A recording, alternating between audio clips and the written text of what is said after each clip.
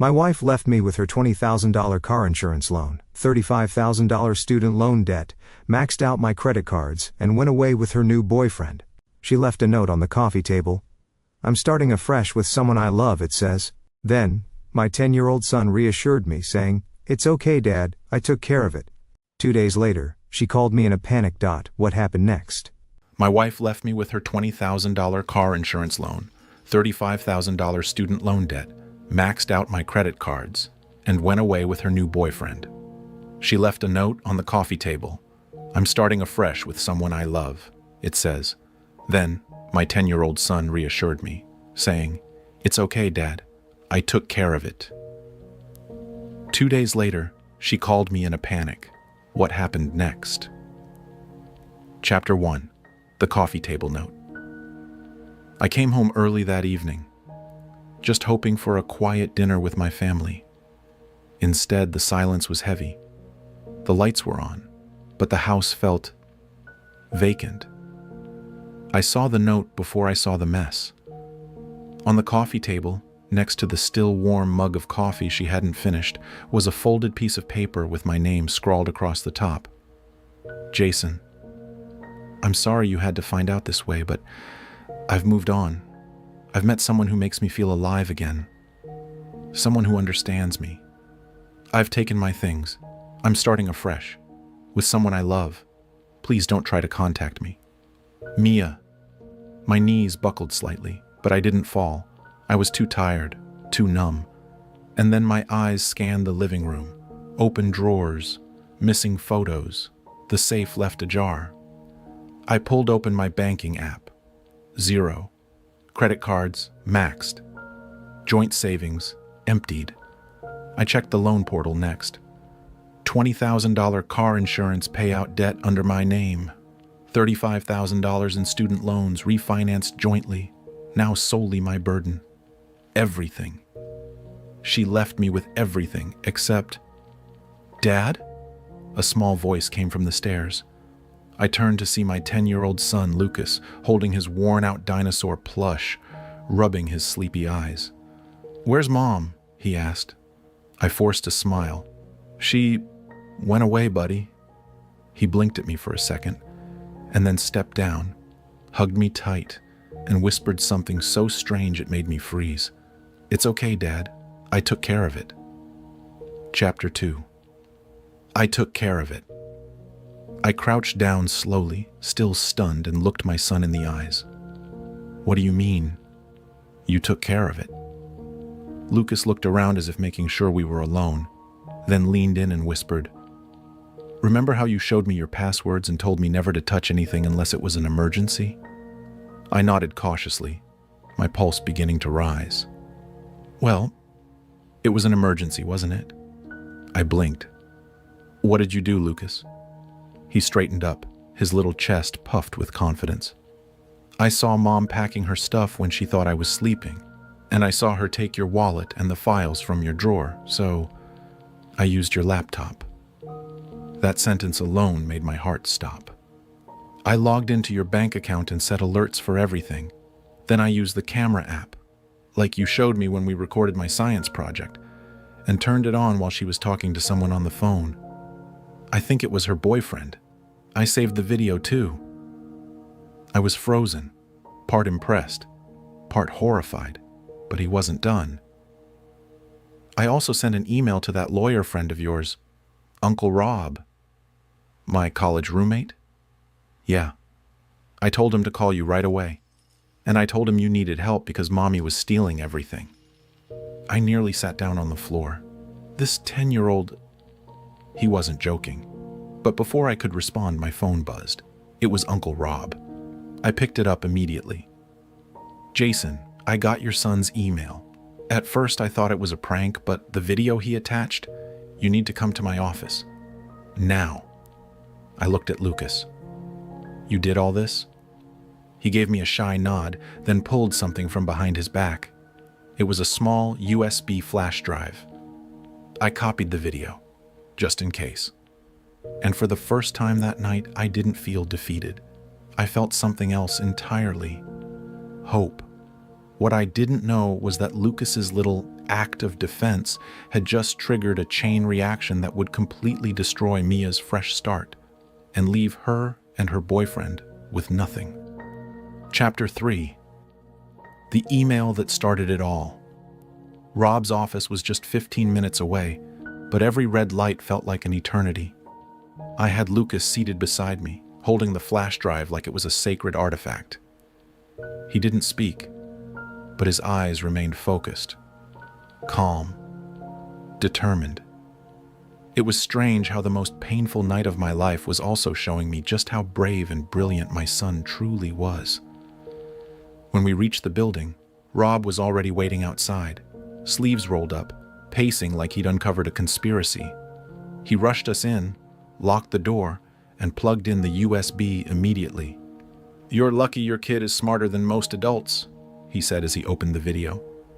On screen, Mia, my wife of 12 years, sat on the edge of the bed, giggling into the phone. Her voice was loud and clear. "Yeah, he's still in the hospital. Perfect timing. I've got the documents, the cards, and once I dump all the debt on him, we're free. Can you believe he even co-signed for the student loans? I swear, men like him are born to be used." Then came laughter. Her lover's voice, smug and careless. "He'll survive, broke and alone, and you'll be with me. Let's drain him dry, baby." Rob paused the video. "That's felony-level fraud, Jason. Theft, conspiracy, identity misuse. If she's been moving money or applying for credit in your name..." "She has," I interrupted, pulling out the folder from the drawer where I'd begun noticing unauthorized charges. Credit card apps, loan notifications, balance transfers. She forged my signature on some. Rob exhaled hard. "Then we've got her, and him. And if you play this smart, they won't just lose everything, they might be wearing orange jumpsuits." Lucas looked up from his chair.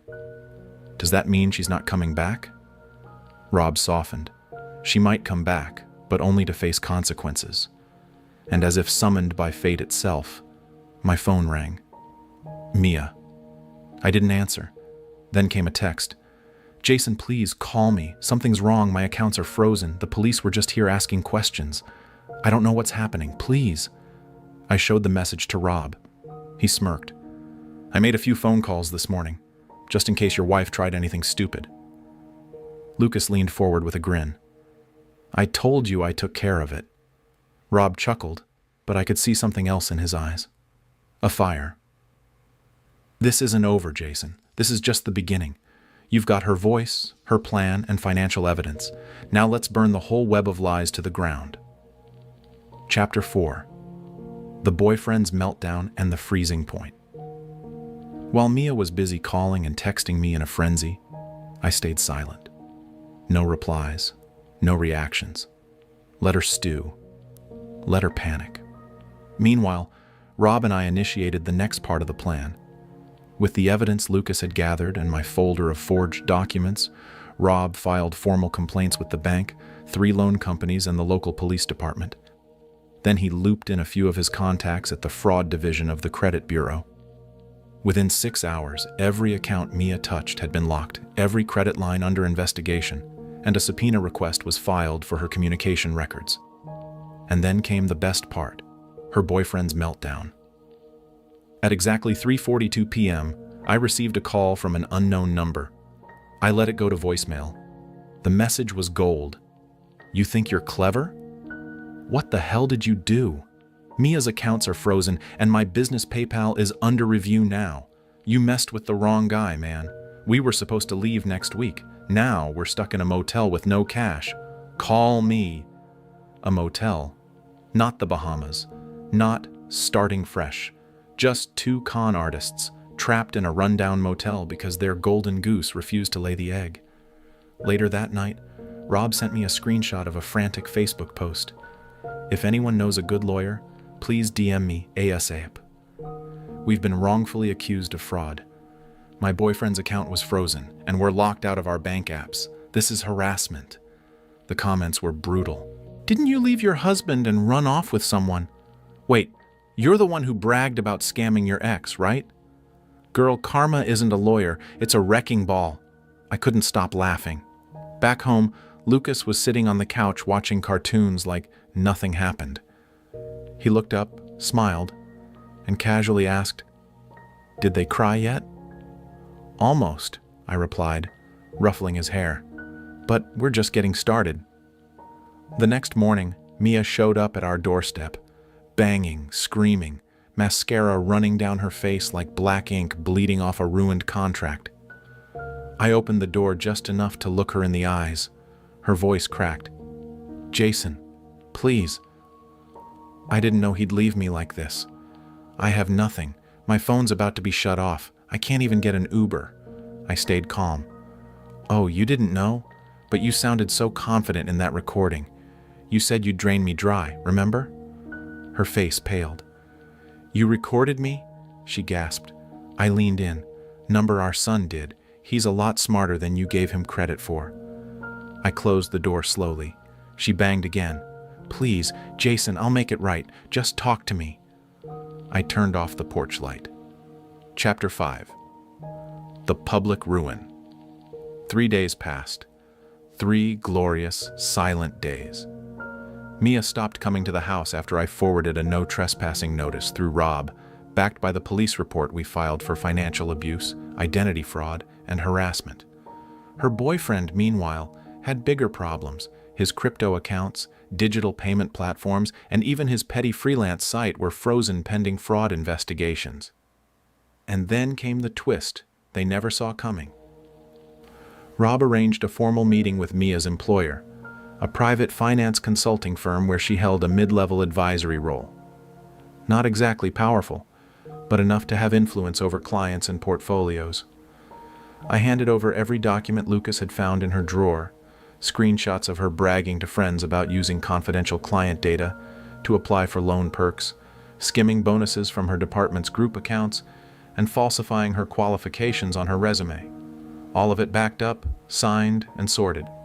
Her boss, a stiff, by-the-book man named Mr. Redmond, stared at the files in silence. When he finally spoke, his words were like frost. This is a career-ending liability. We can't afford even a whisper of this." He thanked me and said, "You'll want to tune into the company's live stream tomorrow morning." So I did, and so did hundreds of her colleagues, her clients, her online friends, and even some of her ex-classmates. The stream started with the standard agenda, but 5 minutes in, Mr. Redmond calmly said, "Before we proceed, we'd like to address a matter of serious concern. One of our staff members, Mia L., has been found in breach of ethical conduct." He didn't hold back. He read excerpts, showed redacted slides. No names were needed, but everyone knew. Mia, now jobless and exposed, posted a desperate status online. "Some people are so vindictive. Is nothing private anymore?" One of the comments read. "Maybe you should have thought of that before you destroyed your own family." But that wasn't even the final blow. That night, I organized a small dinner party. Not for revenge, but for closure. Close friends, a few family members, even Rob. And at the center of the table, my son Lucas, smiling wide and proud. Before we ate, I raised a toast. To Lucas, the sharpest mind in this house. You saved me before I even knew I needed saving. He grinned, then whispered, "Wait till you see what I did with her wedding ring." I blinked. "What?" He pulled up a screen on his tablet. Turns out, Lucas listed Mia's wedding ring on eBay, sold it under the category slightly cursed jewelry with great backstory. The bidding war had reached over $4,000, thanks to his creative description and viral traction. Everyone at the table roared with laughter. Chapter 6. A New Beginning. Weeks passed. The dust had settled. The house, once echoing with tension, now hummed with peace. Lucas and I had developed a routine. He'd take out the trash before school, I'd pack his lunch, and on weekends we'd host pizza and plan nights where we'd brainstorm his next wild entrepreneurial idea. After everything, life was better. But it wasn't just peace that followed. It was opportunity. The story of my wife's betrayal, my son's genius revenge, and the viral eBay auction of the slightly cursed wedding ring had gained traction. A lot of it. A local journalist wrote a feature titled, 10-year-old outsmarts cheating mom with business-savvy brilliance. Within days, our inbox filled with invites, talk shows, podcasts, even a spot on a national finance panel to discuss teaching financial literacy to kids. But the most unexpected came from a major tech startup. Their CEO, a woman named Dana, called me personally. "We read what your son did, but what impressed me even more was how you handled everything. We need someone like you, level-headed, calm under fire, and resourceful. Ever considered leading operations?" It felt surreal. I accepted. Not just for the salary, though it was triple what I made before, but because it meant a fresh start in a city where no one knew me as that guy whose wife ran off. Lucas and I moved 3 months later. New apartment, new school, new chapter. As for Mia, she tried briefly to reconnect, first through guilt, then through begging. But with her reputation ruined, her accounts frozen, and Rob forwarding her all legal correspondence, she quickly realized there was no going back. The last I heard, she was living with her boyfriend in a rented basement apartment, both jobless and drowning in the very debt she once laughed about. Karma, it seems, had better aim than I ever could. One night, Lucas and I sat on our new balcony overlooking the skyline. He nudged me. "Hey, Dad? Yeah? You think she ever really loved us?" I took a long breath. Maybe she loved what we gave her. But love? Real love is what you did for me. That's the only kind that matters. He smiled. "Good, because I got your back. Always." We clinked soda cans, and just like that, we moved forward, not as victims, but as survivors, wiser, stronger, and ready for anything. Was this revenge perfectly justified? Tell us what you think about this story in the comments below. Like the story. If you think this story is justified, share it with someone who needs this energy, and subscribe to Lauren's story for more jaw-dropping tales of betrayal and justice. Because here, every lie has its reckoning, and every betrayal finds its shadow. Stay sharp, stay strong, and stay tuned. After listening to today's story, perhaps it has raised some new questions in your mind, or maybe it has brought back some old memories. Every day on Reddit, new experiences and moments create fresh stories, and they connect all of us. Everyone has their own unique journey in life, and we all try to understand the world in our own way. These kinds of moments remind us that we are all human, sometimes happy, sometimes sad, and always learning something new. If you enjoyed this story, feel free to share it with your friends. Your thoughts and feedback are always valuable to us, as they motivate us to create even better content. Every story has its own unique angle, and our goal is to understand everyone's perspective and make our content diverse and relatable. Stories like these help us realize that life's journey is different for everyone, and by hearing other stories, we learn something new. You can also share your own stories with us. Your experiences are valuable to us as well, and if you enjoyed this video, please leave your feedback. We aim to create content that brightens your mind and gives you new ideas every time. If you've already seen this video before, your feedback is still important. With every piece of feedback, we can improve our content and bring a new perspective to our viewers. Today, what we saw was just a small part of the many stories shared on Reddit and across the world. It's a reminder of how we all try to understand life by sharing our experiences with each other. This video was only an example of how we try to connect with others through storytelling, learning about different sides of life. We hope to continue sharing such stories that help us all learn and grow together. Thank you for your time, and don't forget to keep an eye out for more stories coming soon. If you haven't already, please like and follow for more amazing content. Your support keeps us going, and we will strive to bring you more thought-provoking and heartwarming stories. Until next time, take care and stay curious. *.